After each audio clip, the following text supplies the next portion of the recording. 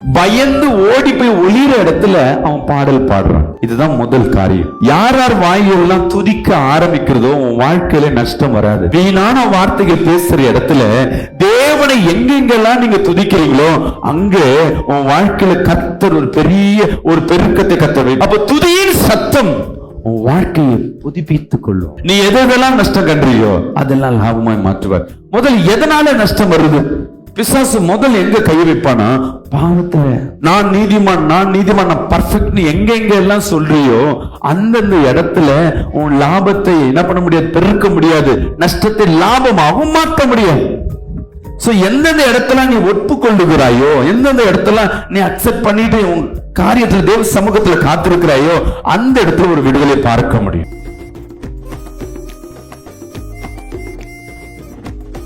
இந்த நாள் கர்த்தர் நம்மோடு பேசுகிற வார்த்தை என்ன? இன்னைக்கு தலைப்புனா நஷ்டம் ஏன் வருகிறது? நஷ்டம் என்பது வியாபாரத்துல நஷ்டம். வேற எதுல நஷ்டம் இருக்கும்? வியாபாரம் பண்றவங்களுக்கு தான் நஷ்டம் இருக்கா? சீட்டு போட்டிருப்பீங்க, நஷ்டமா இருப்பீங்க, தள்ளி எடுத்திருப்பீங்க. இல்ல பணம் வந்திருக்கும், நஷ்டம். வியாதி வந்து இல்ல உடம்பு செலவுன்னு வந்து மெடிசன் செலவுக்கு போய் வர பணம்லாம் நஷ்டமா மாறி இருக்கும். சின்ன தொழில் ஆரம்பிச்சிருப்பீங்க, சின்ன வியாபாரம் ஆரம்பிச்சிருப்பீங்க, இல்ல வாகனத்தை வெட்டி நான் ஆட்டோ ஓட்டுறேன், இல்ல நான் கார் ஓட்டுறேன்னு சொல்லிட்டு அதுக்கு இன்வெஸ்ட் பண்ணிருப்பீங்க, அதுல நஷ்டப்பட்டிருப்பீங்க. சில குடும்பத்துல பார்த்தீங்கன்னா எல்லாத்துலயும் நஷ்டம் தான், எதுவுமே லாபம் இருக்காது. ஒரு பொருளை வாங்கி வீட்டுல வைப்பீங்க, உடஞ்சிடும், ரிப்பேர் ஆயிடும், நஷ்டம், ரிட்டர்ன் பண்ண முடியாது. எத்தனை பேர் வீட்டுல இன்னைக்கு இந்த மாதிரி எது எடுத்தாலும் நஷ்டம் நஷ்டம். ஒரு வேலைக்கு போனா நஷ்டம், எதுக்கு போனாலும் என் வாழ்க்கை நஷ்டமா இருக்கவங்க மட்டும் ஒரு ஆமேன்னு சொல்லுவேன். இன்னைக்கு இந்த செய்தி உங்களுக்கு தான். உங்க நஷ்டத்தை கர்த்தர் லாபமாய் மாற்ற போகிறார். தேவன் உங்க வாழ்க்கையில நஷ்டப்படுத்த விரும்புறவர் அல்ல. சிலவித ஆவிகள் உன்னை நஷ்டப்படுத்திக் கொண்டே இருக்கும். என் மனைவிக்கு வந்து நான் பிறந்த நாளுக்கு ஒரு புடவை வாங்கி கொடுத்தா அவங்க சந்தோஷப்படுவாங்க. இது எனக்கு லாபமா நஷ்டமா? லாபம். வாங்கி கொடுத்த சாரி அவங்களுக்கு பிடிக்கல, இதனால கோவப்படுறாங்கன்னா இது லாபமா நஷ்டமா? நான் வாங்கிட்டு வந்துட்டேன், இந்த கலர் ஏற்கனவே இருக்கு, எத்தனை முறை இதே கலர் வாங்குவீங்க? இப்ப கடைக்காரன் ரிட்டர்ன் எடுத்துக்க மாட்டான். கொடுக்கும் போதே சொல்றேன் இந்த கலர் ஒயிட் கலர்ல ரிட்டர்ன் எடுக்க மாட்டேன்னு சொல்லிட்டேன். நான் ஏற்கனவே நிறைய ஒயிட் சாரி வாங்கிட்டு வந்து திருப்பி எடுத்துட்டு வந்து ஒயிட் கொடுத்தேன்னா எத்தனை முறை ஒயிட் வாங்கிட்டு வருவீங்க? இதே மாடல் எத்தனை வாங்கிட்டீங்க, எனக்கு இது வேண்டாம். திருப்தி இல்லாம இருக்காங்க. ஆனாலும் நான் செலவு பண்ணிருக்கிறேன், நான் வேணும்னு பண்ணல, மனப்பூர்வமா தான் பண்ணிருக்கேன், ஆனாலும் நான் நஷ்டப்படுறேன். ஆனா இதுலயே தேவ அனுகிரகம் இருக்குன்னா, தேவனுடைய கிருபை இருக்குன்னா, நான் கடையில வாங்க போகும்பொழுது எனக்கு ஞானத்தை கொடுப்பார். ஏற்கனவே இதை வாங்கி கொடுத்திருக்கிறேன், இது பிடிக்காது பிடிக்கும், ஆனா அவங்களுக்கு என்ன பிடிக்கும் பிடிக்காது கூட தெரியாது. ஒரு வேலை ஒயிட் பிடிச்சிருக்கலாம், ஆனா ஏற்கனவே வாங்கி கொடுத்ததா இருக்கலாம். தேவனின் இருதயத்தை பேசுவார். ஒரு செகண்ட் போன் பண்ணி கேட்போமே, இல்ல சர்ப்ரைஸா கொடுக்கலாமே. நமக்கு ஞானத்தை அந்த டைம் கொடுத்து வாங்கி கொடுக்கறது வேலை பெருசா இருக்காது. ஞாபகம் வைங்க, நான் 2000 5000 கொடுக்கறது இல்லை. அவங்களுக்கு பிடிச்சதை நான் வாங்கி கொடுக்கும் பொழுது சிறுக நான் இன்வெஸ்ட்மெண்ட் பண்ணாலும் கொஞ்சமா நான் செலவழிச்சாலும் அது சந்தோஷம் என்ற ஒரு பெரிய லாபத்தை உண்டு பண்ணும். வீட்டுல சொல்லிடுவீங்க, இன்னைக்கு பண்டிகை நாட்கள், இன்னைக்கு பிறந்த நாள், நான் பிரியாணி செய்யறேன். ஒவ்வொரு வீட்லயும் பாத்தீங்கன்னா எங்க ஒய்ஃப் நல்லா செய்வாங்க, இதே தான் கேட்டிருக்கு. ஆனா பிரியாணி குழஞ்சு போயிடும், பிரியாணில காரம் இருக்காது, கறி வெந்திருக்காது. என் பையனுக்கு நல்ல பொண்ணு தடல் புடலாம் காணா ஒரு கல்யாணத்தை பண்ணிட்டு வந்தா அந்த பொண்ணு வந்ததுல இருந்து வீட்டுல பிரச்சனை, நிம்மதி போயிடுச்சு. ஆனா லட்சக்கணக்கா செலவு பண்ணி இருக்கிறாங்க. இது லாபமா நஷ்டமா? வசனம் சொல்லுது இப்ப நஷ்டம் ஆயிடுச்சு. சாரி வாங்கிட்டு வரீங்க, வாங்கிட்டு வந்து அயன் பாக்ஸ்ல வைக்கிறீங்க, புஷ்னு ஓட்டையாயிடுச்சு. இன்னைக்கு பிறந்த நாள், ட்ரெஸ் ஓட்ட, அப்ப பாடுவீங்களா? மனசு கஷ்டமாயிடும். ஏன் இந்த நஷ்டம் வருது? நல்லா தெரிஞ்சுக்கங்க.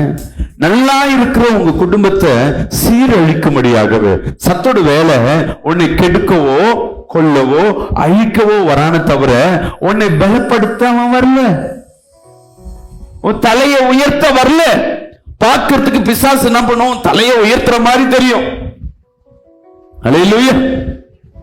ஒரு நாள் அப்படியே தூக்கி போட்டு ஒண்ணு இல்லாம ஆக்கிடுவான். இந்த மைக்கேல் ஜாக்சன் வந்து கிங் ஆஃப் பாப் சிங்கர் சொல்லுவாங்க. எத்தனை பேருக்கு மைக்கேல் ஜாக்சன் தெரியும்?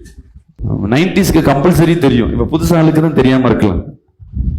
மைக்கேல் ஜாக்சன் இந்த உலகத்துல எல்லாம் பெண்கள் இருந்து ஆண்கள் இருந்து கவர்ந்தவன், மியூசிக் டான்ஸ்ல கவர்ந்தவன்.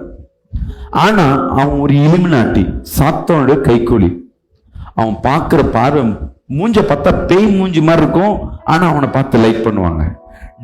டான்ஸ் வந்து காக்கா வலிக்கு மாதிரி இருக்கும், ஆனா அந்த டான்ஸை லைக் பண்ணுவாங்க. மியூசிக்கை பார்த்தா அந்த மியூசிக் இங்கே இருந்தா தள்ளின்னு போய் உட்கார வச்சிடும். ஆனா அந்த மியூசிக் வந்து அவ்வளோ ஒரு இதுவரையும் அவனுக்கு அந்த மியூசிக் ஏற்ற மாதிரி டான்ஸ் அது யாருமே இல்லை. யாராவது வந்தாலும் மைக்கேல் ஜாக்சன் மாதிரி அப்படிதான் சொல்லுவான். ஆனா அவன் சத்ருவின் ஆளுகையில் இருந்தவன். உச்சத்துல கொண்டு போயிடுச்சு. 52 வயசுல முடிவு பண்றான், பணம் இருக்கு, பேர் இருக்கு, இன்னும் நான் 100 ஆண்டுகள் வாழ வேண்டும். ஹெல்த்தியா தான் இருக்கிறான், நல்ல திலகாத்தமா இருக்கிறான். டிசைட் பண்றான். இருக்கிற சிறந்த டாக்டர்ஸ் எல்லாரையும் கூப்பிட்டு வந்து எனக்கு நல்ல மெடிசன் கொடுத்து, அவன் தூங்குறது சாதாரண அறை கிடையாது, அதுக்குன்னு ஆக்சிஜன் பெட்டகம்னு சொல்லி ஒரு டப்பால தான் தூங்குவான். அதுல தூங்கினா இன்னும் ஒரு 10 ஆண்டுகள் லங்ஸ் இருதயம் எல்லாம் இன்னும் ஸ்பெஷலா இருக்கும். ஆனா பாருங்க, அதை முடிவு பண்ண ஒரு 6 மாசத்துல இறந்து போயிட்டான். அவன் சொத்து எங்க போச்சுன்னு தெரியல, அவன் பண்ண இடம் என்னன்னு தெரியல, அவன் குழந்தை யாரு, மனைவி யாரு. பிசாசு எவ்வளவு தூக்குதோ அவ்வளவு தூக்கி போட்டுருவான். ஆனா தேவன் நம்மளை தூக்காத மாதிரி தெரியாது. ஆனா நம்மளை உயர்த்தி வைக்கும் பொழுது ராஜாக்களுக்கு முன்பாக ஒரு பந்தியை கர்த்தவனை ஆயத்தப்படுத்துவார். முத்திரை மோதிரமாக சிங்காசனத்துல உன் தலையை வைக்கிறவராக. பாருங்க, எதுக்கு நஷ்டம்னா, நிறைய பேர் நினைச்சீங்க எதிரியை தாக்கும் பொழுது நல்ல புத்திசாலிக்கும் முட்டாளுக்கும் வித்தியாசம் உண்டு. முட்டாள் எப்படி தெரியுங்களா? கோவக்காரன். என் 2 கண்ணு போனாலும் பரவாயில்ல, அவன் ஒரு கண்ணை நான் இருக்கணும். என் வாழ்க்கையில எல்லாம் இழந்தா சரி, எல்லாத்தையும் இழந்து அவனை ஒண்ணு இல்லாம ஆக்கணும். இதுக்கு பேரு முட்டாள், பைத்தியக்காரன். புத்திசாலி என்ன பண்ண வந்துருங்களேன், அவனுக்கு ஏதோ ஆவதோ இல்லையோ, எனக்கு ஒண்ணு கூட நஷ்டம் வரக்கூடாது. எப்படி? அவன் கெட்டு போறான், கெட்டு போல, என் வாழ்க்கைய சீழச்சா சீழடிக்கல, எதுவா இருக்கட்டும், ஆனா என்ன கிட்ட ஒண்ணு நஷ்டமாகக்கூடாது. திருப்பி நான் முயற்சி பண்ணி போருக்கு போய் நான் செலவழிச்சு இதனால எனக்கு நஷ்டமா, பரவாயில்ல, அவன் லாபம் அடைகிறானோ, அவன் அழிஞ்சு போறானோ இல்லையோ, இனி நான் ஒரு நஷ்டம் அடைய மாட்டேன்னு சொல்லி எவன் நினைக்கிறானோ அவன் தான் தேவனுடைய பிள்ளை. சில நேரங்கள்ல சில விஷயங்களை கண்டுக்காம விடுவது நல்லது. இங்க தாவீது அவங்க மாமனாரு, இவன் நினைச்சா மாமனாரு சாவடிக்க முடியும். சிங்கத்தை சாவடிச்சவன், அப்புறம் வேற கோலியாத்தை சாவடிச்சவன், அநேக சாவடிச்சு. ஏன் மாமனார் பார்த்து பயப்படுறான்னா, அவனால எனக்கும் பாதிப்பு வரக்கூடாது, என்னால என் மாமனாருக்கும் பாதிப்பு வரக்கூடாது. ஆனா நினைச்சுப்பான், சவுல் நினைச்சிருப்பான் என்னை பார்த்து பயந்து ஓடுறாங்க. ஆனா தாவீது நினைக்கிறான், டேய் நான் பயந்து ஓடுறது உனக்கு எதுவும் ஆகக்கூடாதுன்னு சொல்லிதான் பயந்து ஓடி போய் ஒளிர இடத்துல அவன் பாடல் பாடுறான். இதுதான் முதல் காரியம். யார் யார் வாயெல்லாம் துதிக்க ஆரம்பிக்கிறதோ உன் வாழ்க்கையில நஷ்டம் வராது. வீணான வார்த்தைகள் பேசுற இடத்துல தேவனை எங்கெங்கெல்லாம் நீங்க துதிக்கிறீங்களோ அங்க உன் வாழ்க்கையில கர்த்தர் ஒரு பெரிய ஒரு பெருக்கத்தை கத்தவை. அப்ப துதியின் சத்தம் உன் வாழ்க்கையை புதுப்பித்துக் கொள்ளும். உங்க வாயை திறந்து தாவீதுக்கு நெருக்கம் வருது. இந்த டைம் பயந்து போயோ என்னவோ நடக்க போகுது, உன்னை யாரோ திட்ட வர்றாங்க, பதிலுக்கு நானும் திட்டணும். இன்னைக்கு உலகம் சொல்லும் பதிலுக்கு பேசு, விடாத. ஆனா திட்டுனா உனக்கு நஷ்டம். கணவன் மனைவி சண்டை வருது, அவன் திட்டான், அடிச்சுட்டான், பதிலுக்கு உன் கோபத்தை அடக்க முடியல, நீ பேசினா நஷ்டம் யாருக்கு? சில நேரங்கள்ல நெருக்கம் வருது, நஷ்டங்கள் ஏற்படுது. உன் வாழ்க்கையில நஷ்டம், உன் வியாபாரத்துல நஷ்டம், ஏதோ நஷ்டம் நொந்து போய் பேதலிச்சு போய் உட்கார்ந்து கண்ணியோடு இருக்கலாமே, ஒரு தேவ சமூகத்துல வந்து ஒரு பாடலை பாடிப்பார். இந்த நெருக்கத்துல என்னை அழிக்க வர மத்தியில ஒரு ராஜா இவன் பயந்து போய் ஒளிந்து கொண்டு பாடிக்கொண்டிருக்கான். ராக தலைவனுக்கு ஒப்புவிக்கப்பட்ட தாவீதின் சங்கீதம். அதனாலதான் அவன் துன்ப வேலையிலும் இன்ப வேலையிலும் அவன் தேவனை துதிச்சதுனாலதான் அவன் நஷ்டத்தை லாபமாய் மாற்றினான். துன்பம் வந்தாலும் நஷ்டம் வந்தாலும் நான் தேவனை துதிப்பேன். வீட்டுல உடனே போயிடுங்க, ஒரு பாடல் வச்சு கேளுங்க, ஆலயத்துல வாங்க, கஷ்டப்படுற நேரத்துல நல்லா துதிச்சு பாருங்க, ஆராதித்து பாரு, பிபி வராது. ஒரு உண்மையா சொன்ன, துதிச்சு பாரு, தோல்வி இருக்காது. ஒரு தாசன் பாடல பாடி ஹிட் ஆயிடுச்சு, மத்தவங்களை கிண்டல் பண்ண ஆரம்பிச்சாங்க. உண்மையா சொல்றேன், நீ துதிச்சு பாரு, அந்த இடத்துல தேவன் செய்கிற அற்புதம் உன் வீட்டுல எல்லாம் நஷ்டத்தையும் என் தேவன் லாபமாய் மாற்றி போடுவார். அல்ல, நீ எதெல்லாம் நஷ்டம் கண்டியோ அதெல்லாம் லாபமாய் மாற்றுவார். முதல் எதனால நஷ்டம் வருது? பிசாசு முதல் எங்க கை வைப்பானா? பாவத்துல. எடுத்து படிங்க யோபு எழுதின புஸ்தகம் 35ஆம் அதிகாரம் 6-8 வசனத்தை வாசிப்போமா? நீர் பாவம் செய்தால் அதனாலே அவருக்கு என்ன நஷ்டம்? அதனால அவனுக்கு என்ன நஷ்டம்? உம்முடைய மீறுதல்கள் மிகுதியானாலும் அதனாலே அவருக்கு என்ன சேதம்? கர்த்தருக்கு என்ன சேதம்? நீதிமானா இருந்தால் அதனாலே அவருக்கு என்ன கிடைக்கும்? தேவனுக்கு நீ நீதிமானா இருந்தா என்ன லாபம், நீ பாவம் செஞ்சா அவருக்கு என்ன நஷ்டம்? அல்லது அவர் உம்முடைய கையில் என்ன லாபத்தை பெறுவார்? தேவன் உன் வாழ்க்கையில நீ கொடுக்கறதுல அவருக்கு என்ன ப்ராஃபிட் இருக்கு? நல்லா யோசிச்சு பாருங்க. நீ நன்மை செய்யறதுனால அவருக்கு என்ன லாபம், நீ தீமை செய்யறதுனால அவருக்கு என்ன நஷ்டம்? இல்ல ஒருவேளை உங்களுக்கு நன்மை செய்யறதுனால அவர் கைக்கு ஏதாவது கிடைக்க போதா? கடவுளுக்கு ஒண்ணு இல்லை. ஆனா ஏன் உங்க வாழ்க்கையில பாவம் இருக்கக்கூடாதுன்னு அவர் எதிர்பார்க்கிறார். படிங்க. உம்முடைய பாவத்தினால், உங்களுடைய பாவத்தினால், மீறுதலினால் உம்மை போன்ற மனுஷனுக்கு நஷ்டமும், உம்மை போன்ற மனுஷனுக்கு நஷ்டமும், உம்முடைய நீதியினால் மனுபுத்திரனுக்கு லாபமும் உண்டாகும். நல்ல கவனிங்களேன். நீங்க செய்கிற புண்ணியத்தினால, நீதினால மத்தவங்களுக்கு லாபம் உண்டாகும். யாருக்கு? இன்னொரு மனிதனுக்கு. யாரு கிடையாது? தேவன் கிடையாது. நீங்க பாவம் செய்யறதுனால இன்னொரு மனிதனுக்கு துன்பம் உண்டாகும். இன்னைக்கு கர்த்தர் உன்னோடு பேசிக் கொண்டிருக்கிறார். உங்க துன்பத்தையும் நெருக்கத்தையும் என் தேவன் மாற்ற ஆயத்தமா இருக்கிறார். எத்தனை பேர் விசுவாசிக்கிறீங்க? என் துன்பத்தையும் துக்கத்தையும் என் தேவன் மாற்றுகிறார். பாவத்தின் சம்பளம் நஷ்டம். உங்க வாழ்க்கையில ஏதோ ஒரு நஷ்டம் இருக்குன்னா நான் என்ன பாவம் செய்யறேன்னு கொஞ்சம் யோசிச்சு பாருங்க. உடனே யோசிக்க வேணாம் மத்தவங்க என்ன செஞ்சாங்க, என் குடும்பத்துல என் புள்ள செய்யறானா, பையன் செய்யறானா. நான் அடிக்கடி சொல்ற ஒரே வார்த்தை, வசனம் உங்களை நோக்கி வருகிறது என்றால் கர்த்தர் உங்களை குறித்து மட்டுமே பேசிக் கொண்டிருக்கிறார். ஒரு எச்சரிப்பின் சத்தம் வருகிறது, ஒரு கண்டிப்பின் சத்தம் வருகிறதுனா கர்த்தர் உன்னை குறித்து பேசிக் கொண்டிருக்கிறார். சொல்லுங்க. எனக்கு விரோதமாய் அம்புகள் மாற, சத்துருவின் துரைத்தனங்கள் மாற, நான் பாவம் செய்யாதபடி என வேலையடைங்க. நான் ஊழியத்துல கூட நிறைய நேரங்கள்ல சின்ன காரியங்கள் கூட யோசிச்சு கொண்டே இருப்பேன். ஏதோ ஒரு நஷ்டம் இருக்கா, நான் என்ன தப்பு பண்ணேன் தெரிஞ்சுடும், ஏதோ ஒரு மிஸ்டேக் பண்ண உடனே தேவ சமூகத்துல போய் அழுது ஜெபம் பண்ண உடனே அந்த நஷ்டத்தை கர்த்தர் லாபமாய் மாற்றுவார். நான் நீதிமான், நான் நீதிமான், நான் பர்ஃபெக்ட் எங்க எங்க எல்லாம் சொல்றியோ அந்தந்த இடத்துல உன் லாபத்தை என்ன பண்ண முடியாது, பெருக்க முடியாது. நஷ்டத்தை லாபமாகவும் மாற்ற முடியாது. சோ எந்தெந்த இடத்துல நீ ஒப்புக்கொள்ளுகிறாயோ, எந்தெந்த இடத்துல நீ அக்செப்ட் பண்ணிட்டு உன் காரியத்துல தேவ சமூகத்துல காத்திருக்கிறாயோ அந்த இடத்துல ஒரு விடுதலை பார்க்க முடியும். விசுவாசம் உன் வாழ்க்கையில, உன் பிசினஸ்ல நஷ்டம் வரணுமா, உன் வாழ்க்கையில பாவம் செய்ய முடியாம வச்சிருவான். ஒரு சகோதரர் என்கிட்ட பேசியிருந்தார். அவர் என்ன சொல்லியிருந்தாருன்னா, ஃபர்ஸ்ட் நான் ஃபாரின்ல இருக்கிறேன், நான் சம்பாதிக்கிறேன், இங்க ஒரு பிசினஸ் பண்றேன், சிங்கப்பூர்ல இருக்காரு, இங்க பிசினஸ் பண்றேன், நான் வர்றதெல்லாம் என் மனைவிக்கு தான் அக்கௌண்ட்ல அனுப்புவேன். 15 வருஷம் கழிச்சு நான் அக்கௌண்ட்ல போய் என்னன்னு கேட்டேன், ஜீரோ, பணம் எங்க காணும், நஷ்டம். இங்க கொடுத்த அங்க கொடுத்த சொந்தத்தை கொடுத்த திருப்பி வரல. இப்போ என் வாழ்க்கையில சென்னைக்கு வந்த உடனே நான் ஒரு தொழில் தொடங்கலாம் நினைச்சா இப்போ நான் 15 ஆண்டுகள் வேலை செஞ்சது நஷ்டம். அழுகுறாரு. இப்ப என் மனைவி என்ன விவாகரத்து பண்ணலாம்னு காத்திருக்கிறேன் பாஸ்டர். நான் கேட்டேன், நஷ்டத்தின் மேல இன்னொரு நஷ்டமா அப்படின்னு. அவங்க மனைவியை கூட்டிட்டு வாங்கன்னு அந்த அம்மா கூப்பிட்டு வந்தாங்க. எங்க அண்ணன் கேட்டான்னு கொடுத்தேன், தம்பி கேட்டான்னு கொடுத்தேன், திருப்பி தரேன்னு தான் சொன்னாங்க. நான் யாரையும் ஏமாத்தல, அவங்களும் கொடுக்குறாங்க. நான் என்ன பண்ண அடி நடுங்கி போய் பயந்து கொண்டு இருக்கிறாங்க. அவர்கிட்ட சொன்னேன், ஐயா இப்ப நஷ்டம் உங்களுக்கா உங்க மனைவிக்கா? என்கிட்ட சொன்னது உங்க நஷ்டம் உங்களுக்கு, உங்க மனைவி நஷ்டம் மனைவிக்கு. மனைவி என்ன பண்ணாங்க நான் கேட்கல. நீங்க கர்த்தரை நேசிக்கிறீங்களா? ஆமா பாஸ்டர், நான் ஜெபிக்கிறேன். நீங்க என்ன பாவம் செஞ்சிருக்கீங்கன்னு கொஞ்சம் யோசிச்சு பார்த்துட்டு ஒரு வாரம் பாவ அறிக்கை செய்யுங்கன்னு அனுப்பிச்சு விட்டார். அவர் என்ன பண்றாரு, போறாரு, ஒரு மாசம் கழிச்சு திருப்பியும் வர்றாரு.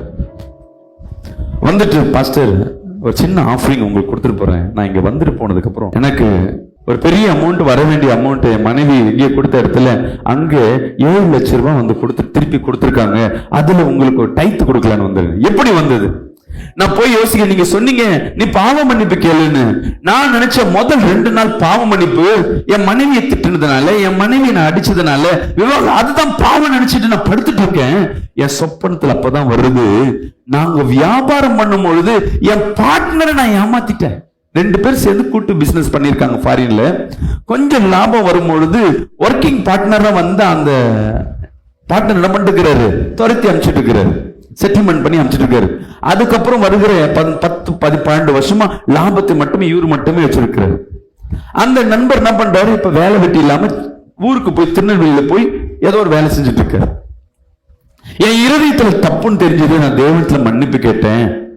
கேட்டு நான் கர்த்தர்ட்ட சொன்னேன், இனி நான் அவர்கிட்ட நான் வாங்கின இத்தனை ஆண்டு செய்த அந்த லாபத்துல அவருக்கு நான் ஒரு பங்கை நான் வைக்கிறேன் அப்படி சொன்ன 2வது நாள் என் மனைவி கொடுத்திருந்த, யாருக்கிட்டயே கொடுத்திருந்த காசு 7 லட்சம் ரூபாய் அன்னைக்கு எடுத்துட்டு வந்து என் கையில கொடுத்தாங்க. பாவ மன்னிப்பு கேட்கறது மட்டும் இல்ல, அதற்கு பரிகாரம். பரிகாரம் என்பது மொட்டை அடிக்கிறது, போய் முண்டி போட்டுறது, மெழுகுவர்த்தி கொளுத்துறது அல்ல.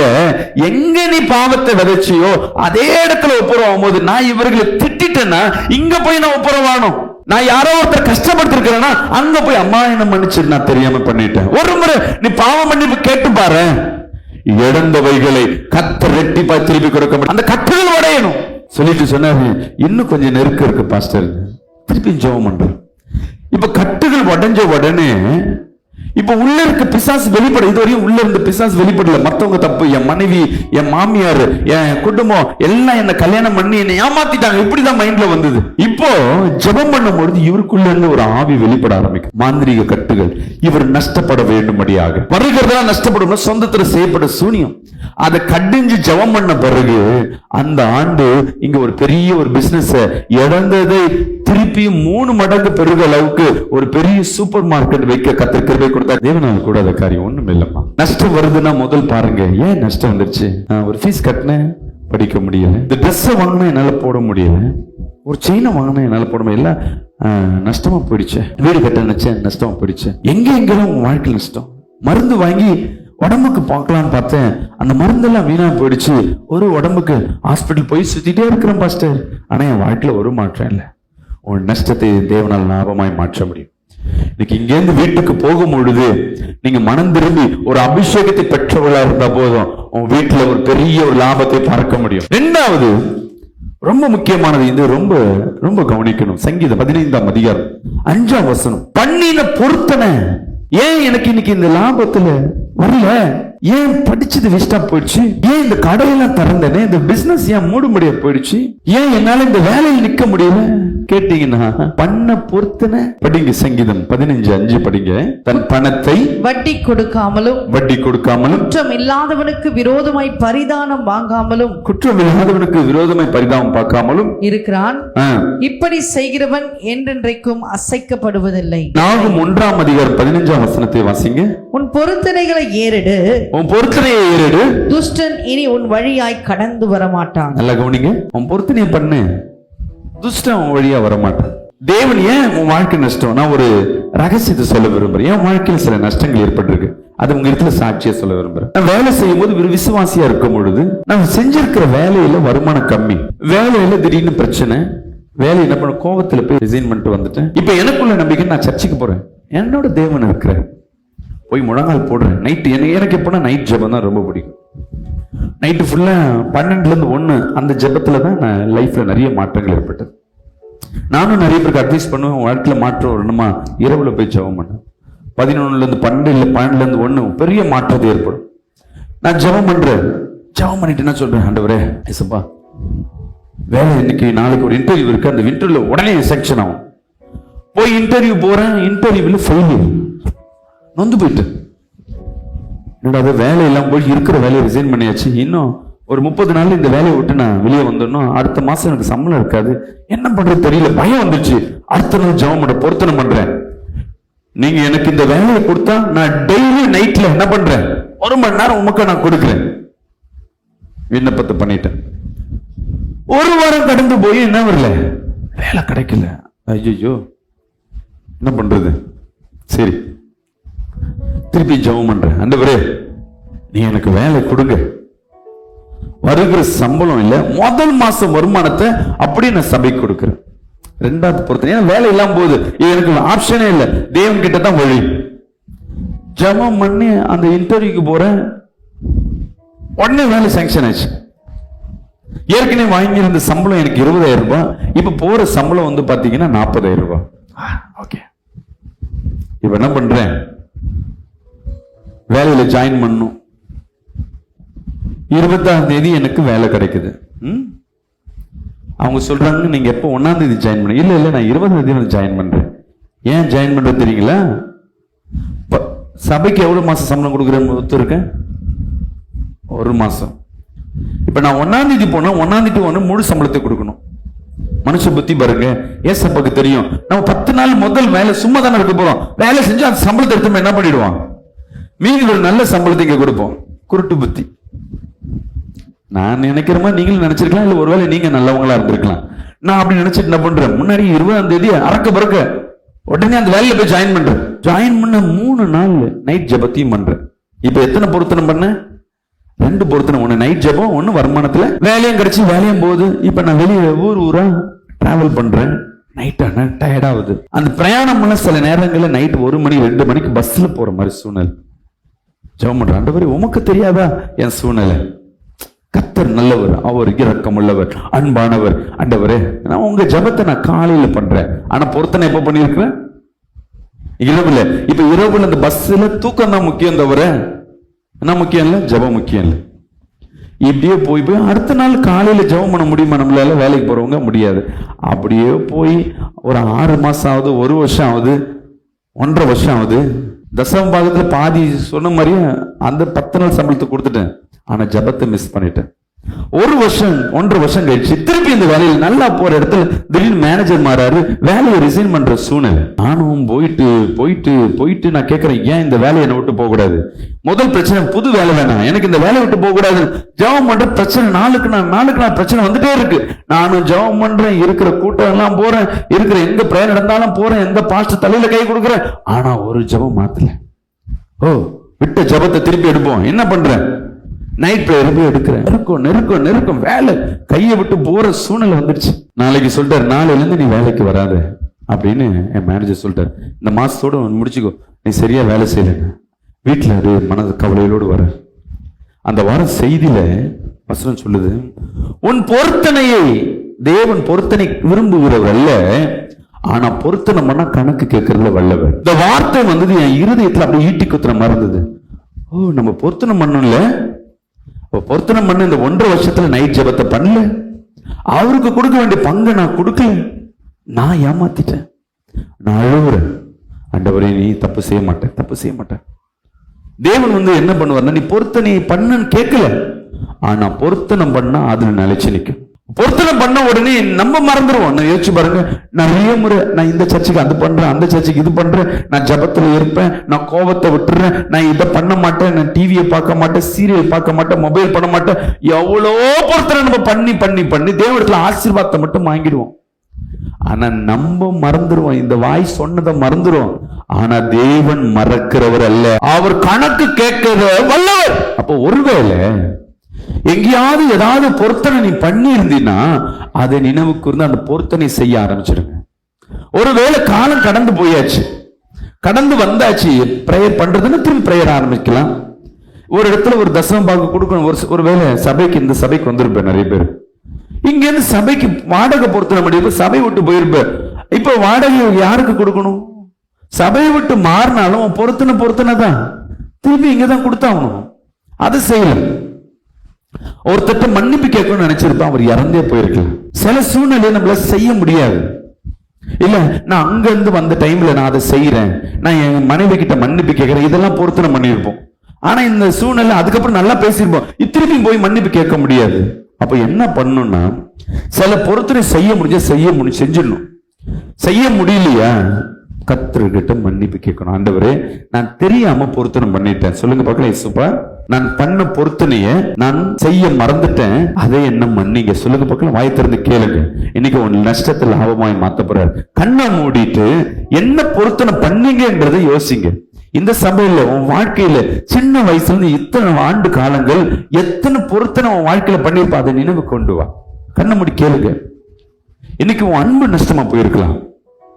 நான் இந்த ஊழியம் பண்றேன்னு பொருத்தனை பண்ணேனே, நான் சாமான் கழுவுறேன்னு பொருத்தனை பண்ணேனே, சாரை எடுத்து வைக்கிறேன்னு பொருத்தனை பண்ணேனே, நான் பாயை மடிக்கிறேன்னு பொருத்தனை பண்ணேனே, இரவுல நான் உண்ட ஜெபம் பண்றேன்னு பொருத்தனை பண்ணேனே, தனிமையா நான் 5 நிமிஷம் வந்து ஜெபம் பண்றேன்னு பொருத்தனை பண்ணேனே, என்ன மன்னிங்கன்னு முதலாவது கேளுங்க. மனப்பூர்வமா ஒரு முறை ஏசப்பா மன்னிங்க. இல்ல எத்தனை நாட்கள் நீ செய்யாம போனியோ கர்த்தர் காத்திருப்பார், நன்மையை மட்டும் பெற்றிருப்போம். இதனாலதான் இந்த நஷ்டம். சில கல்யாணம் கொஞ்ச நாள்ல டைவர்ஸ்ல போகும். காரணம் என்ன தெரியுங்களா? அந்த கல்யாண நாட்கள்ல தேவனுக்கு நேரத்தை கொடுக்காம விக்கிரகத்துக்கு காரியம், சாங்கியத்திற்கு, மனுஷருக்கு முக்கியத்துவம் கொடுத்துருப்போம். சர்ச்சில் கல்யாணம் நடந்திருக்கும், ரிசப்ஷன்ல பார்த்து டிஜே போட்டு டம் டிம்னு அடிப்பீங்க, உன் ஆசீர்வாதம் போயிடுச்சு, அவ்வளவுதான். கேட்ட ஃப்ரெண்ட்ஸுக்காக.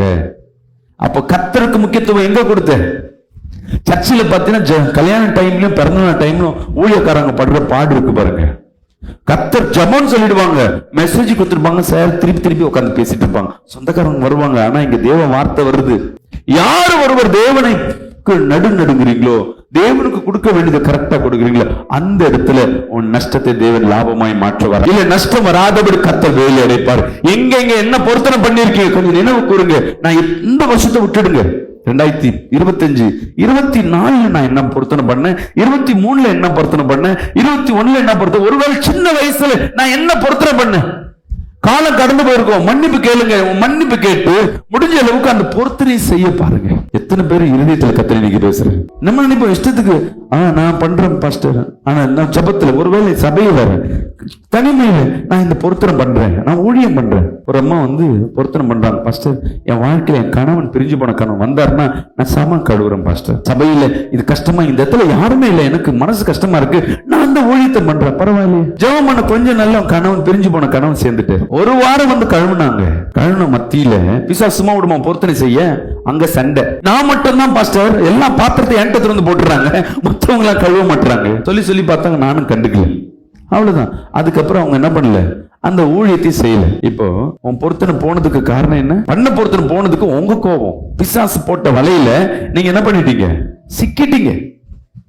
அதனாலதான் கர்த்தர் சொல்லுகிறேன், என்ன நடந்தாலும் சரி நான் சர்ச்சுக்கு வரேன். சில பேர் சொல்ல, நான் ரெகுலரா ஞாயிற்றுக்கிழமை ஆராதனைக்கு வந்துடுறேன், இந்த சபைக்கு வர்றேன்னு சொல்லி பொருத்தனை பண்ணுவீங்க. இங்க சபைக்குள்ள வராத கடி என்னென்ன பண்ணி, ஏன்னா உன் பொருத்தனை உன்னை விட்டு போயிடுச்சு. நான் செய்யற பொருத்தனை நீ விட்டுட்டீங்கன்னா நீ நஷ்டப்படுவ.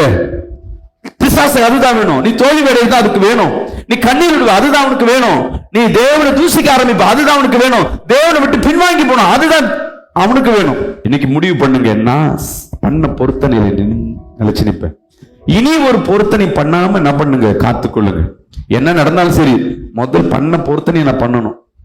இனி புதுசா ஆர்வத்துல இதுல பண்ணி நான் இதை பண்றேன் அதை பண்றேன் ஒரு பொருத்தனை பண்ணிட்டு தேவன் கணக்கு கேட்கறத வல்லவரா இருப்பார்.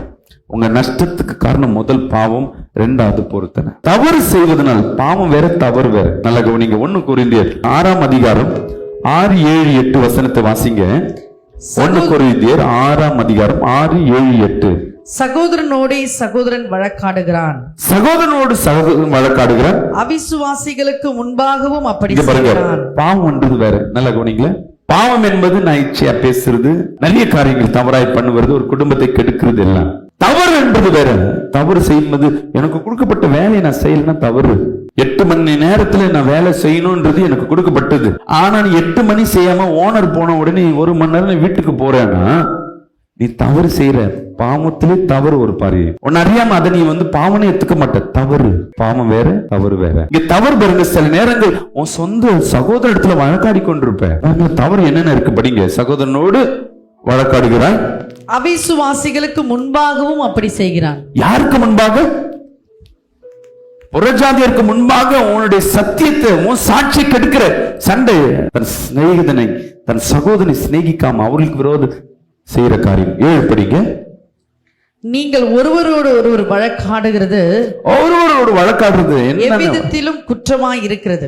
எவ்விடத்திலும் குற்றமா இருக்கு. வழக்காடுறது, ஆமா நான் செஞ்சு கரெக்ட், வழக்காடுவோம். சும்மா இல்லாம எந்த உணர்ந்து சும்மாவே வழக்காடு. வீட்டுக்குள்ள எங்கெல்லாம் நீ வலுக்கட்டு போய் நிக்கிறியோ, எங்கெங்கெல்லாம் வார்த்தையில புடிச்சு சண்டை போட்டுனே இருக்கியோ, அந்த இடத்துல நீங்க என்னவா மாறுறீங்க? வழக்காடி கொண்டிருக்கீங்க. படிங்க.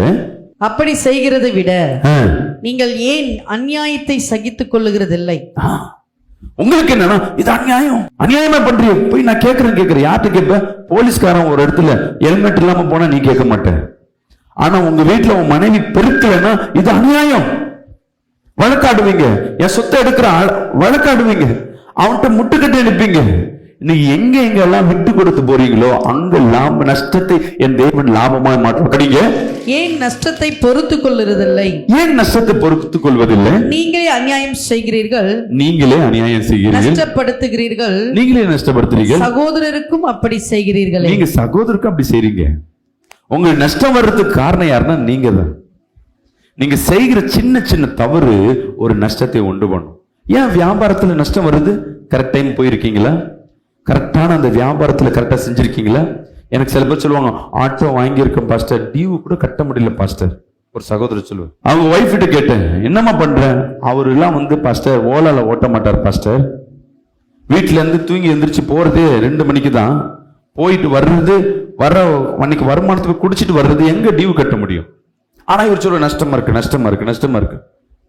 இதே ஓலை ஓட்டி சுகி ஓட்டி மாசம் 60,000 சம்பாதிக்கிறாங்க வண்டி இல்லாம. ஆட்டோ காரை வச்சு மாசம் 60,000 மேல சம்பாதிக்கிறவங்க இருக்கிறாங்க. ஆனா 5,000 10,000 டியூ கட்ட முடியாதபடி இருக்கிறாங்க. காரணம் என்னன்னு பாத்தீங்கன்னா, உங்க நேரத்தை தவறு. லேட்டா தூங்கி எந்திரிச்சாலும் தவறு, லேட்டா தூங்கினா அடுத்த நாள் சீக்கிரம் எந்திரிக்குமா தவறு. உன் வேலைக்கு நீ தவறு செய்யற. சும்மா டியூ ஸ்கூல்ல இல்ல, காலையில என் ஸ்கூலுக்கு பிள்ளைங்க லேட்டா போகுது, எந்திரிக்க மாட்டுது. பெற்றோர் சொல்லுவீங்க, நீ சும்மா நைட்டெல்லாம் டிவி பார்த்துருக்க, மொபைல் பார்த்துட்டு இருக்க, அதனால காலைல எந்திரிக்க மாட்டேன். இது தவறா பாவமா? நஷ்டம் உண்டு பண்ற மாதிரி நம்ம தான் செய்யறோம். அப்போ நம்ம வாழ்க்கையில, என் வாழ்க்கையில இந்த வருமானம், இந்த கல்வி, நான் படிச்சு எனக்கு மார்க் வர மாட்டுது. நான் டியூஷனுக்கு போறேன், நான் ஏன் மார்க் வர மாட்டுது? நீ படிக்கிற டைம்ல கரெக்டா படிச்சிருக்கியா? பிள்ளைகளுக்கு மட்டும் இல்ல, வாலிப பிள்ளைக்கு நம்ம வாழ்க்கையில ஏதோ ஒரு நஷ்டம் வருதுன்னா, நான் என்ன தவறு செய்யறேன்? என் கடமையை மீறுறதும் தவறு. ஏன்பா நஷ்டம்? நான் நம்பி ஒருத்தர் வேலைக்கு வச்சேன், அவர் ஏமாத்திட்டு போயிட்டாரு. ஏன் ஏமாத்திட்டு போயிட்டாரு? நான் கணக்கு சரியா பார்க்கல, நம்பிட்டேன். அவங்கள உண்மையா நம்பினதுதான் உன் தப்பு. அந்த இடத்துல நீங்க போய் உட்கார்ந்து இருந்தீங்கன்னா, அமர்ந்திருந்தீங்கன்னா, அந்த நஷ்டத்தை என்ன பண்ண முடியாது? ஆரம்பத்துல கண்டுபிடிச்சிருக்கேன், அது பெரிய நஷ்டத்துக்கு கொண்டு போயிருக்க முடியாது. தவறு எங்கெங்க நஷ்டம் வருதோ சொல்லுங்களேன், நான் தவறு ஏதோ பண்றேன். கண்களை மூடுங்க. எசப்பா, இந்த வார்த்தை எனக்கு புதுசா இருக்கு. நீங்க ஏதோ என்கிட்ட பேசுறீங்க, நான் என் வாழ்க்கையில என்ன மாத்திக்கணும்? நீங்க சிறு சிறு காரியங்களை இன்னைக்கு மாத்தி பாருங்க, தவறுகளை கர்த்தர் லாபமாய் மாற்றுவார். நீங்க தான் சரி செய்யணும். ஐயோ, நீங்க உணர்ந்தது மட்டும் இல்ல, நாளையில இருந்து நான் மாத்திக்கணும். ஏன் என் வேலை போகுது? சில பேர் சொல்றாரு, என் வேலையில மேனேஜர் திட்டிட்டே இருக்க, வேலையிலே எனக்கு மேனேஜருக்கு ஆக மாட்டுது, எல்லா மேனேஜருக்கு வேலையை விட்டு போக சொல்றாரு என்று ஜெபத்துக்கு வருவாங்க. ஜெபம் பண்ணதான் தெரியும், கர்த்தர் சொல்வார், தவறு இவன் மேலதான் இருக்கு. ஏன்?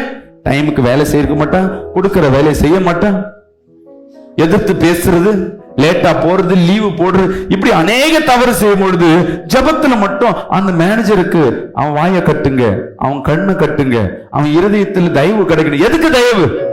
உன் கடமையை நீங்க ஒழுங்கா செய்யும் பொழுது மத்தவங்க கிட்ட தயவு இல்ல, அவன் உன்கிட்ட தயவு எதிர்பார்க்கணும். நீங்க எதுக்கும் பயப்படக்கூடாது. ஏன் நஷ்டம் வருது? உன் வியாபாரம், குடும்பத்துல, எல்லாத்துலயும் ஏதோ ஒரு நஷ்டம் ஏற்படுறதா?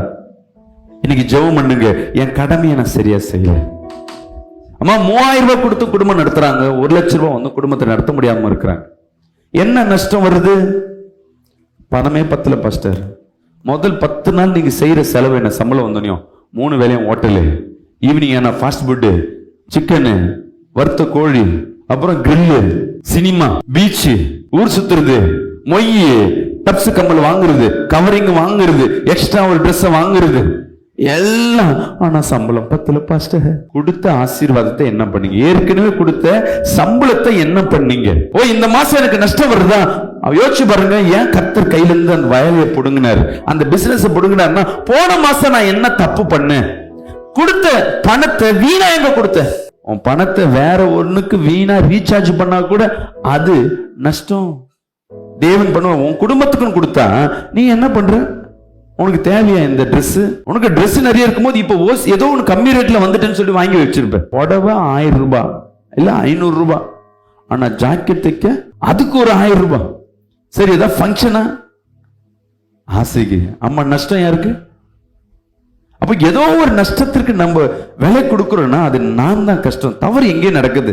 நல்லா கவனிங்க. என் வாழ்க்கையில் எனக்கு தவறு நடக்குது. வருமானம் எனக்கு பத்தலன்னு சொல்றீங்கன்னா, உண்மையா கணக்கு போட்டு பாருங்க. உங்க வீட்டுக்கு மல்லிகை சாமான் ஒரு மாசத்துக்கு எவ்வளவு வரும்? மல்லிகை சாமான் வாங்குறது இல்ல, சில்லறையா வாங்குற. உண்மையா பில்லு போட்டு பாங்கல, 3000 ரூபாய்க்கு மேல பெரிய மல்லிகை சாமான் இருக்கு. அப்போ வருமானம் எவ்வளோ? 3000 ரூபாவா?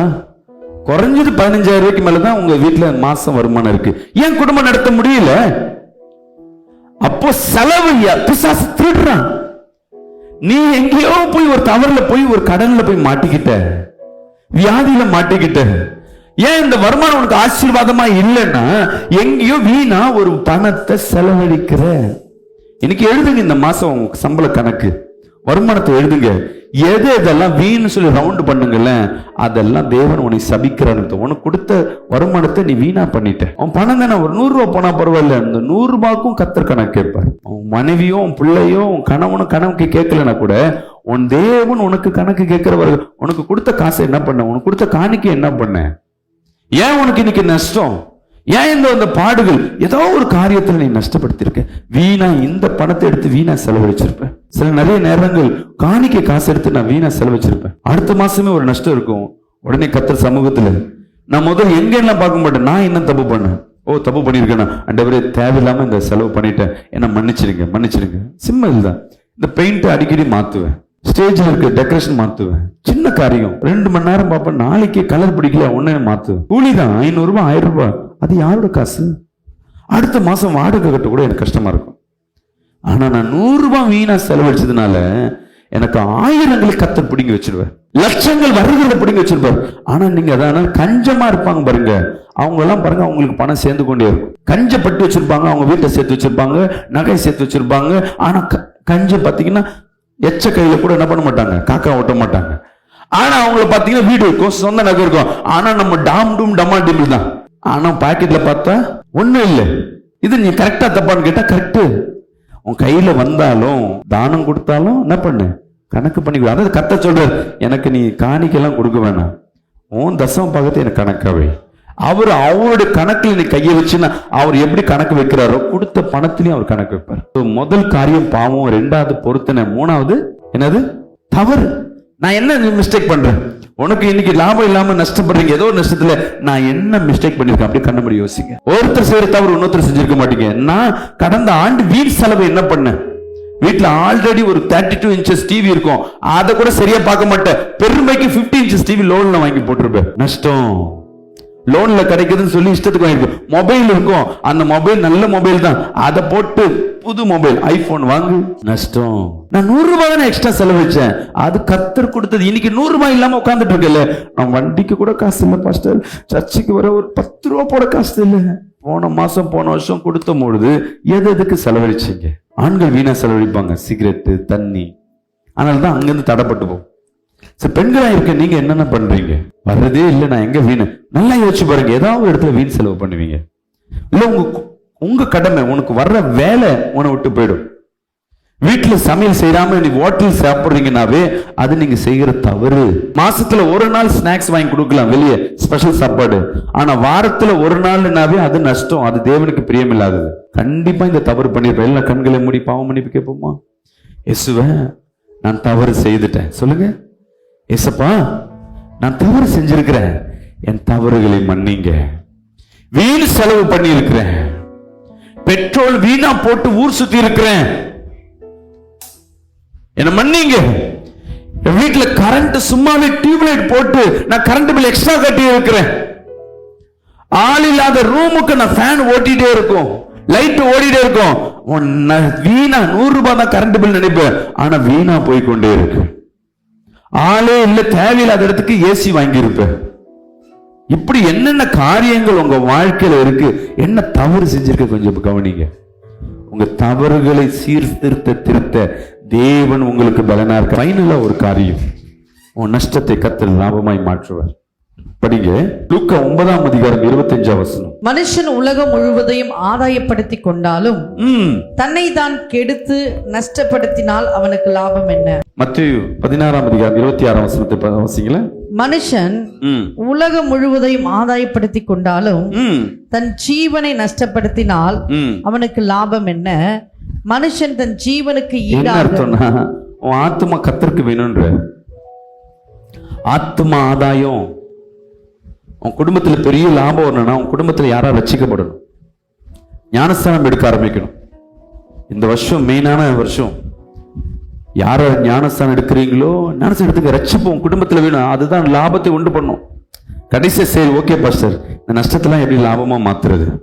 எடுத்து படிங்க. கடைசி ஒரு வசனம், பிலிப்பியர் 3ஆம் அதிகாரம் 7-8 வசனத்தை வாசிங்களே. ஆகிலும் எனக்கு லாபமா இருந்தவைகள் எவைகளோ அவைகளை கிறிஸ்துவுக்காக நஷ்டம் என்று எண்ணினேன். எதெல்லாம் உனக்கு லாபம் நினைக்கிறியோ அதெல்லாம் கிறிஸ்துவுக்கு நஷ்டம். எதெல்லாம் நீ விடுறியோ அந்த இடத்துல நீ ஒரு லாபத்தை பார்க்க முடியும். படிங்க. அது மாத்திரமல்ல என் கர்த்தராகிய கிறிஸ்து இயேசுவை அறிகிற அறிவின் மேன்மைக்காக எல்லாவற்றையும் நஷ்டம் என்று எண்ணிக்கொண்டிருக்கிறேன். தேவனுக்காக எது நஷ்டம்னு பாக்குறீங்க? நான் இன்னைக்கு சர்ச்சுக்கு வந்தேன், டிவி பார்க்கல, புது படம் போயிடுச்சு, நஷ்டமா? தேவன் நஷ்டத்தை லாபமாய் மாற்றி. இன்னைக்கு சர்ச்சுக்கு வந்துட்டேன், நான் ஊழியம் செய்யறேன், நான் ஜெபிக்கிறேன், அதனால என் தூக்கம் போயிடுச்சு, அதனால என் நிம்மதி போயிடுச்சு, அதனால எனக்கு ரொம்ப டயர்ட் ஆயிடுச்சு. என் நஷ்டத்தை தேவன் லாபமாய் மாற்றுவார். ஹல்லேலூயா. இந்த ஞாயிற்றுக்கிழமை அமாவாசை பிரேயர்லாம் நினைச்சீங்கன்னா, ஞாயிற்றுக்கிழமை 8 மணி நேரம் நான் நிற்பேன். காலையில 4 மணிக்கு எந்திரிச்சோன்னா, ட்ரெஸ்ஸு கிளம்பணும்னா எந்திரிச்சு நின்று தானே போயிட்டே இருக்கணும். அப்போ எந்திரிச்சு நின்னால்தான் கொஞ்சம் நேரம் தான் உட்காரும். ஈவினிங் பிரேயர் முடிகிற வரையும், ஈவினிங் 5 மணி வரையும் நின்றுக்கிட்டே தான் ஜெபம். கொண்டு போயிடும், என் நேரம் போயிடும், சாப்பாடு இருக்காது, தூக்கம் இருக்காது, உடம்புல பலவீனம். நான் என்ன பண்றேன்னா, அன்னைக்கு ஒரு நாள் ரொம்ப டயர்டா இருக்கும், ஆனா அதுக்கப்புறம் இருக்கிற அந்த 6 நாள் இருக்கு பார்த்தீங்களா, ஒரு சந்தோஷம் இருக்கும் பாருங்க. திங்கட்கிழமையில ஞாயிற்றுக்கிழமை பிரேயர் முடிஞ்சு வீட்டுக்கு போய் தூங்கி எந்திரிச்ச உடனே ஒரு சந்தோஷம் இருக்கு பாருங்க.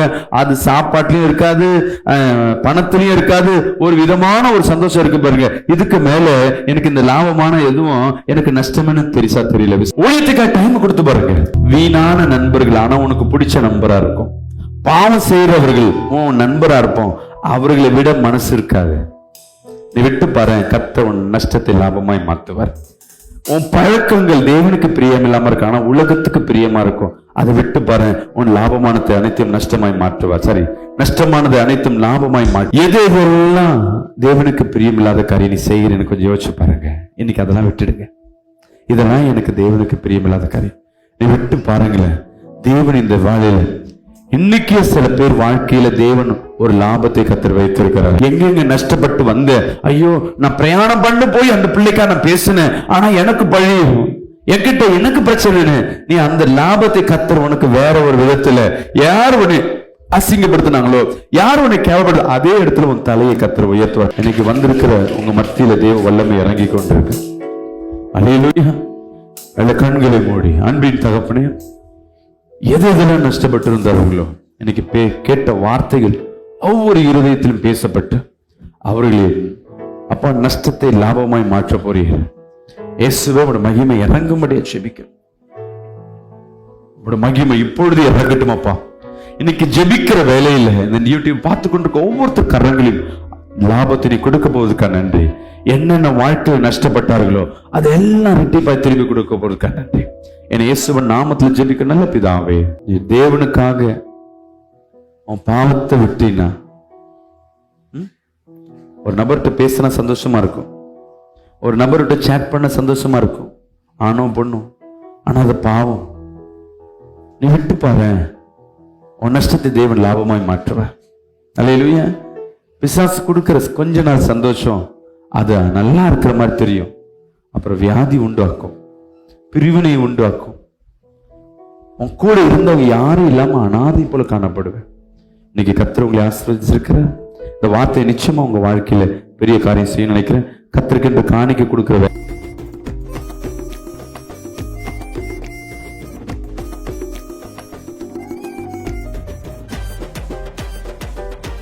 கர்த்தர் உங்களை ஆசீர்வதிப்பாராக. இந்த நித்தியம் பிரயர் டவர் தண்டியார்பேட் பகுதியில் வாங்குவதற்காய் ஏற்கனவே பேசி கொண்டிருந்தோம். தொடர்ந்து இந்த 2 மாதங்கள் அந்த இடத்துக்கு உண்டான அட்வான்ஸும் கொடுத்தாச்சு. வாடகை இடத்துல ரொம்ப கஷ்டப்படுறோம். வாடகை இடத்துல அந்த வாடகை கொடுக்க முடியல, டிஸ்டர்பன்ஸ் நிறைய இருக்குது. கர்த்தருடைய சித்தத்தின்படி மெயின் ரோட்டில் ஒரு இடத்த வாங்குவதற்குண்டான சித்தத்தை கர்த்தர் வைத்திருக்கிறார். அநேகர் தங்கி ஜபிப்பதற்காய் தூரதேசத்துலேருந்து வருகிறோம், தங்குறதுக்கு இடம் இல்லை. ஸோ அதனால் தங்குறதுக்கும் அங்கே இடத்த நாங்கள் ஆயத்தப்படுத்தி வச்சுருக்கிறோம். நல்ல ஒரு பஸ் ஸ்டாண்டு பக்கம், மெட்ரோ தண்டையார்பேட்டை மெட்ரோ இறங்கணும்னு பக்கத்து பில்டிங்கை தான். பஸ் ஸ்டாண்டு பக்கத்தில் மெயின் ரோட்லேயும் நீங்கள் முன்பாக வந்தால் கூட அங்கே இலவசமாக நம்ம இடத்துல தங்கிக்கலாம். இதற்காக ஒரு இடத்த ஆயத்தப்படுத்திருக்க ஒரு இடம், அந்த இடத்தின் விலை 3 கோடி ரூபாய், ஒரு ஸ்கொயர் ஃபீட் 15,000 ரூபாய். நீங்களும் பொருத்தனை பண்ணுங்கள். கர்த்தர் வாழ்க்கையில் அற்புதம் செய்யணும். அநேகர் பொருத்தனை பண்ணி அவங்க வாழ்க்கையில் அநேக ஆசீர்வாதத்தை பெற்றிருக்கிறாங்க. நீங்களும் அந்த ஆசீர்வாதத்தில் பங்கு பெறுங்க. உங்களால் முடியாத காரியம் ஒன்றும் இல்லை, ரொம்ப கடினமான காரியம்தான். ஒரு ஆலயத்தை கட்டும்பொழுது கர்த்தர் உங்கள் குடும்பத்தை கட்டுவார், உங்கள் திருமண காரியத்தை கர்த்தர் நடத்துவார், தடைகளை உடைப்பார், பிள்ளைகள் சமாதான குறைச்சியை மாற்றுவார், வருமான தடையை மாற்றுவார். ஏன்னா தேவ ஆலயம் இன்றைக்கி இருக்கிற நெருக்கத்தின் மத்தியில், இன்றைக்கி நிறைய எதிர்ப்புகள் மத்தியில் ஒரு ஆலயம் கட்டுறோன்னா பெரிய காரியம். அந்த ஆசீர்வாதத்தில் நீங்களும் பங்கு பெறுங்க. இந்த செய்தி நீங்கள் கேட்குறீங்கன்னா கர்த்தர் உங்களை தொடரான்னு அர்த்தம். இந்த ஆசீர்வாதத்தில் எங்களோடு பங்கு பெறுங்க. God bless you. கர்த்தர் உங்களை ஆசீர்வதிப்பார்.